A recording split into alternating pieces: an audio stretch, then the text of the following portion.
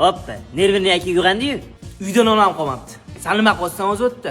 Bum tishimga kirdilar. O'sma tergan, boyib ketasan deb aytdilar. Meni ham shunga kirdilar. Podvolga tushsang, katta oyna bor, o'shani sotsang millioner bo'lib ketasan dedilar. Faqat bitta shart, seni dedomga topshirib yuborishim kerak ekan. Yo oynani, yo ukangni tanladilar. Sen nimani tanlading, aka? Oynani olib chiqaylik.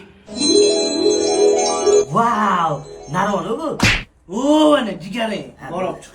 Bir tenga qimmat oyna bu, seni dedomga topshirmayman. Sen dalsh ishlaysan. Zo'r ideya bor, futbolist bo'lasan. Abduqodir Husanov qara, bilasanmi, yiliga nechta pul topyapti u. Yiliga bilmayman, oyiga gidayta o'zimizning pulni 300 ming dollarga to'g'ri kelar ekan.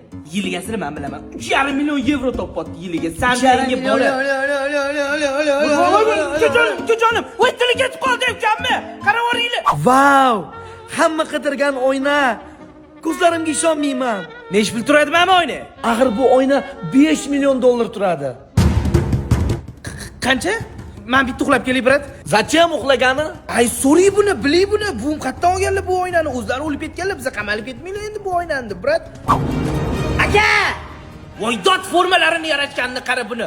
Asl Qodir Husanov ukam bo'ladi. Siz ham oynani sotib turing, brat. Men bolani trenirovka qildirib kelay. Asl Qodir Husanov, tayyormisan? Ha? Mami koptu. Birinchi kalla qo'yasan, keyin pakkat.